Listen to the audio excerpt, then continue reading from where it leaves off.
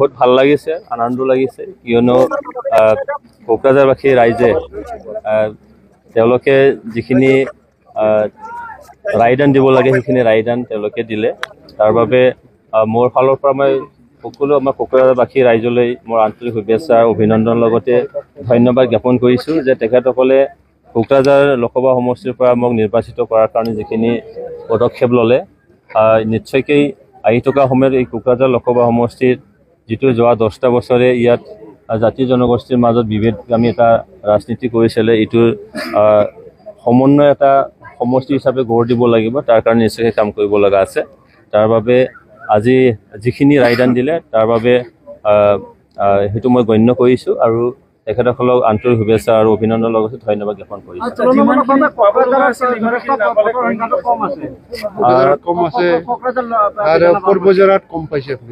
চাওক, এইটো হ'ল মানে ৰাইজৰ নিশ্চয় তেখেতসকলৰ ৰায়দান, কাৰণ ৰাইজেই ৰজা। ইয়াত ৰাইজৰ যিখিনি তেখেতসকলে বিবেচনা কৰিছে, কিছুমান নিৰ্বাচন পোৱাৰ লগে লগে ঢৌ এটা নিশ্চয় থাকে, কিবা এটা বঁটা নিশ্চয় কিবা মুহূৰ্তত নিশ্চয়কৈ বলি যায়। আৰু এনেকৈও হ'ব পাৰে যে লোকসভাৰ নিৰ্বাচন হোৱাৰ লগে লগে মানুহৰ চিন্তাধাৰাবোৰ বেলেগ এটা গতিও কৰে নিশ্চয়কৈ। যিয়ে নহওক, ৰাইজে যিখিনি ৰায়দান দিলে, তেখেতসকলৰ যিখিনি মতামত দিলে, তাৰ বাবে মই সুখী আৰু তেখেতসকলক মই ধন্যবাদ জ্ঞাপন কৰিছোঁ। পোনপ্ৰথমে ৰাইজকে ধন্যবাদ দিব লাগিব, কাৰণ চৰকাৰে যিখিনি কাম কাজ কৰিছিলে ইয়াৰ তথা এই বিটিআৰ অঞ্চলৰ শান্তি সম্প্ৰীতি আমাৰ মাজত ঐক্য সংহতি অনাৰ কাৰণে যিখিনি প্ৰমোদ বড়ো ডাঙৰীয়া কাম কৰিছিলে, তাৰ বাবে তেখেতসকলে বুজি উঠিছে। কিয়নো যোৱা 10টা বছৰে আমাৰ এই অঞ্চলত জাতি জনগোষ্ঠীৰ মাজত আস্থা নোহোৱা হৈছিলে, জীৱনৰ নিৰাপত্তা, সম্পত্তিৰ নিৰাপত্তা নিশ্চয়কৈ নহৈছিলে।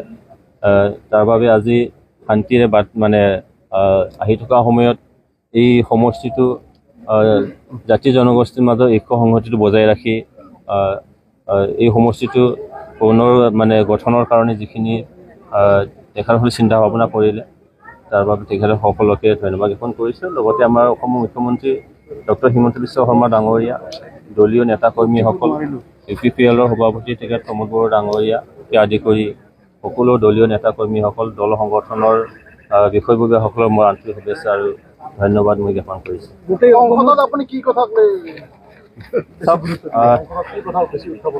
বিটিআৰ চুক্তিৰ এটা দফা নিশ্চয়কৈ ৰূপায়ণ কৰিব লগা কিছুমান আছে। তাৰে মাজত মেজৰ এটা আছে কি ৰাজনৈতিক এটা, আৰু এটা মেজৰটো হ'ল আমাৰ কোকৰাঝাৰ লোকসভা সমষ্টিৰ অন্তৰ্গত অঞ্চলবোৰ আমাৰ ভূটান ৰাষ্ট্ৰৰ পাদদেশত।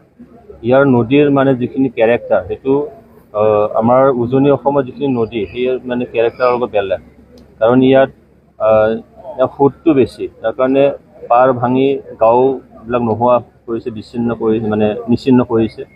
তো সেইখিনি পাৰবিলাক কেনেকৈ আমি প্ৰটেকশ্যন দিয়াব পাৰোঁ, তাৰ কাৰণে নিশ্চয়কৈ কাম কৰিব লগা আছে। আৰু এই অঞ্চলৰ আমাৰ যুৱসকলক কেনেকৈ কৰ্মমুখী কৰিব পৰা যায়, বা তেখেতসকলৰ যিখিনি এমপ্লয় কৰাৰ কাৰণে যিখিনি পদক্ষেপ ল'ব লাগে, আৰু মহিলাসকল বিশেষকৈ। তাৰোপৰি শিক্ষাৰ ক্ষেত্ৰত আমাৰ এই অঞ্চল বিভিন্ন শিক্ষানুষ্ঠান নিশ্চয়কৈ দৰকাৰ আছে, ইয়াৰ বাবেও নিশ্চয়কৈ কাম কৰিব লাগিব।